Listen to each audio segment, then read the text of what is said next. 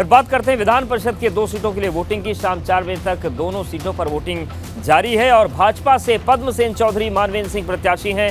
सपा से रामजतन राजभर और रामकर निर्मल मैदान में हैं। आपको बता दें कि विधान परिषद की ये 2 सीटें इस साल 15 फरवरी को भाजपा के मंत्री लक्ष्मण प्रसाद आचार्य के इस्तीफे देने और बनवारी लाल दोहरे के निधन के बाद खाली हुई थी। लक्ष्मण प्रसाद आचार्य का कार्यकाल 30 जनवरी 2027 तक था, वहीं बनवारी लाल दोहरे का कार्यकाल 6 जुलाई 2028 तक था।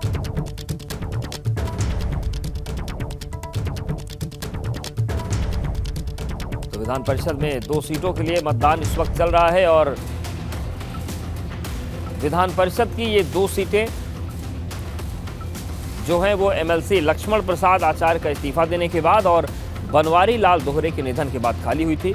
लक्ष्मण प्रसाद आचार्य का कार्यकाल 30 जनवरी 2027 तक था, वहीं बनवारी लाल दोहरे का कार्यकाल 6 जुलाई 2028 तक था।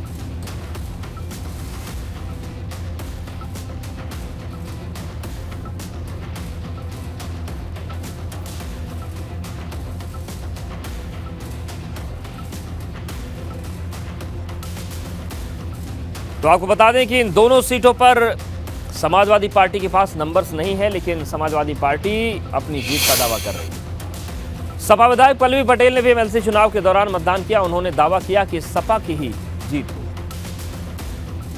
पल्लवी पटेल विधायक, उन्होंने भी अपना वोट डाल दिया। पल्लवी जी, आपने वोट डाल दिया? जी बिल्कुल।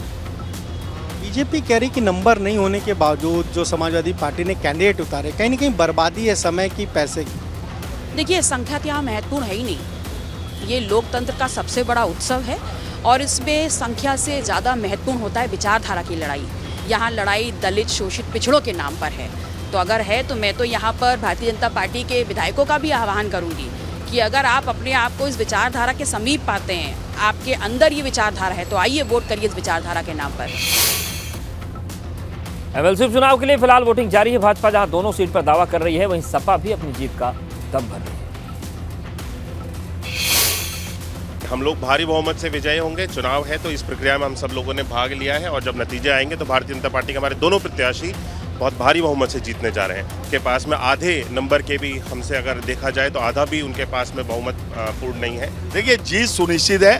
भारतीय जनता पार्टी की जिंदाबाद, नरेंद्र मोदी जिंदाबाद, योगी आदित्यनाथ जिंदाबाद। देखिए, टेंशन तो कोई रहती नहीं मोदी और योगी के युग में, क्योंकि इतना काम हुआ है। उस नाते आज की डेट में हमारे बहुत विधायक हैं, आज की डेट में हमारे बहुत लोग हैं। तो विधायक जब संख्या इतनी है तो फिर कहाँ चिंता हो रही। विदेश में आप देख रहे होंगे अल्पसंख्यक, पिछड़े और दलित लोगों के साथ अन्याय हो रहा है, अन्याय हो रहा है और झूठे दिखावा हो रहा है भारतीय जनता पार्टी की ओर से। तो मैसेज भी तो देना है, हार जीत कोई मायने नहीं रखती है। उनके कहने से ना कहने से कोई हम वोट डालने से रुक जाएंगे? क्या मान लिया हम लोगों को जो चुना है, लोगों ने क्या गलत चुना है? जनता ने चुना, हम विधायक बने, विधायक ने अपने वोट का उपयोग करेंगे। इनकी कोई परंपरा है? परंपरा थी कल लोकसभा में जिस तरह संसद में क्या हुआ वहाँ काम।